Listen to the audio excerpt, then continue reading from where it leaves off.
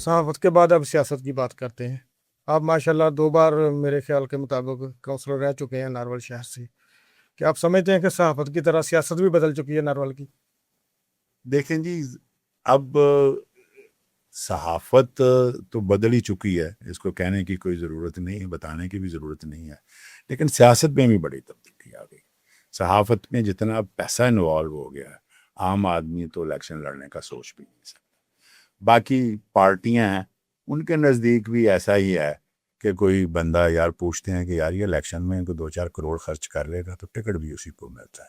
عام کارکن جو ہے وہ بس کارکن ہی ہے، اور اس کو اس پہ اکتفا کرنا پڑتا ہے۔ آج کل جموں کشمیر کے الیکشن کا کافی شور ہے، تو آپ بھی مسلم لیگ نون کے 5 پیاروں میں شامل ہیں، تو کیا خیال ہے، ٹکٹ کسی پیسے والے کو دے رہے ہیں یا کارکن کو دے رہے ہیں؟ نہیں، انشاءاللہ ٹکٹ کسی پیسے والے کو نہیں ملنے جا رہا، ٹکٹ کسی جینوئن آدمی کو ملنے جا رہا ہے انشاءاللہ۔ اس میں کوئی دوسری رائے نہیں کہ پروفیسر حسن اقبال صاحب نے نارول بدل دیا ہے۔ نارول کو آج لوگ پورے پاکستان سے سٹی آف نالج کے نام سے جانتے ہیں۔ آپ نے حسن اقبال صاحب کو بڑے قریب سے دیکھا ہے، تو یہ ایک سفر ہے جو نارول میں تبدیلی کا، اس کے بارے میں آپ کا کیا خیال ہے؟ پہلے کہیں ایک چینی زبان کی کہاوت پڑھی تھی کہ اگر آپ 1 سال کی منصوبہ بندی کرنا چاہتے ہیں تو آپ چاول اگائیں، اگر آپ 25 سال کی منصوبہ بندی کرنا چاہتے ہیں تو آپ پھر درخت لگائیں، اور اگر آپ نسلوں کی صدیوں کی منصوبہ بندی کرنا چاہتے ہیں تو آپ لوگوں کو تعلیم دیں۔ نارووال میں میں اگر اپنا بچپن یاد کروں تو 2-3 گورنمنٹ سکول ہوتے تھے، اور ایک اسلامیہ ڈگری کالج ہوتا تھا بوائز سائڈ میں، اور ایک مسلم گرلز کالج، اور یہاں ابتدا میں صرف ایف اے تک ہو یا ایف ایس سی تک ہوتا، پھر کچھ عرصہ بعد گریجویشن کا بھی تک ہو گیا کالج۔ تعلیم ہی کسی معاشرے میں تبدیلی کا سب سے بڑا ایجنٹ ہے۔ لوگوں کو کہتے ہیں جی جہالت ختم نہیں ہوتی، کہتے ہیں جی لوگوں کو تعلیم دو، اگر پھر بھی ختم نہ ہو پھر تعلیم دو، اگر پھر بھی ختم نہ ہو کہتے ہیں پھر بھی تعلیم دیں۔ حسن اقبال کو یہ کریڈٹ جاتا ہے کہ انہوں نے نارووال میں زندگی کے سارے شعبوں کی جتنی بھی جدید اور ضروری ایجوکیشن ہے وہ انہوں نے مہیا کی۔ یونیورسٹی آف نارووال کہہ لیں، نیلم یونیورسٹی، حال ہی میں اس کو یونیورسٹی کا درجہ مل گیا ہے، یو ایس ہے، اور پھر پولی ٹیکنک ہیں، ووکیشنل انسٹیٹیوٹ ہیں، پھر یہاں میڈیکل کالج ہے۔ اور میں ایک بات بڑے فخر سے کہہ سکتا ہوں کہ شاید انتہائی مشرق میں، نارووال کے انتہائی مشرق میں، اور کل تک جسے ہم پسماندہ ضلع کہتے تھے، کسی ترقی یافتہ ضلع میں بھی اتنے تعلیمی ادارے نہیں۔ اور آپ کے لیے یہ بھی ایک خبر ہے کہ انشاءاللہ اگلے سال یونیورسٹی آف ایگریکلچر کا کیمپس بھی نارووال میں شروع ہو رہا، اور تعلیم ہی معاشرے میں بہتری کا ایک ذریعہ ہے۔ اور لوگوں کو تعلیم دو گے تو تعلیم بنیادی طور پہ فرق بتاتی ہے اچھے اور برے کا۔ اور یہاں جو کسی معاشرے میں اگر آپ تبدیلی چاہتے ہیں نا تو کہتے ہیں جی کہ عورتوں کو تعلیم، اور نارووال یونیورسٹی آف نارووال میں میری اطلاع کے مطابق کوئی 5,000 طالبات ہیں، اور وہ جس گھر میں جائیں گی، اور وہی جو ایک دانشور کی بات ہے کہ ایک مرد کی تعلیم ہے اور ایک عورت کی تعلیم پوری نسل کی۔ پروفیسر صاحب نے نارول میں کافی زیادہ تعلیمی ادارے بنائے، یونیورسٹیاں بنائی ہیں، یہ سب کچھ ان کے کریڈٹ پر جاتا ہے، لیکن ایک دو چیزیں ڈسکریڈٹ بھی ہیں۔ نارول میں جنرل کالج ختم کر دیا گیا ہے، جو بوائز ڈگری کالج تھا، اس کے بعد اب سنا ہے کہ جو کامرس کالج تھا وہ بھی ختم ہو گیا یا ہونے جا رہا ہے۔ دیکھیں، جو آپ جس کالج کی بات کر رہے ہیں اس پہ بڑی جدوجہد میں یونیورسٹی میں کنورٹ ہوا، لیکن آج بھی وہ اس طرح کا کالج تو ختم ہو گیا ہے، لیکن یونیورسٹی میں F A F S C کی کلاسز جاری ہیں، اور ان میں اس سال بھی اضافہ ہوا ہے۔ اس طرح ایک کوشش کی گئی تھی کہ جو ایلیمنٹری کالج ہے وہاں بھی F S C F A F S C کی کلاسز شروع کی گئی۔ اور دوسرا جو آپ کامرس کالج کی بات کرتے ہیں تو یہ پنجاب لیول پہ گورنمنٹ نے ایک فیصلہ کیا ہے کہ یہ کامرس کالج ہیں ان کو مرج کر دیا جائے گا۔ تو وہ کوشش تو تھی کہ اس میں اس کو کوئی جنرل ایجوکیشن کا جس کالج کی طرف آپ اشارہ کرتے ہیں کہ وہ شروع کر دیا جائے، لیکن اس میں کئی رکاوٹیں آئیں اس لیے اس کو ڈراپ کر دیا گیا.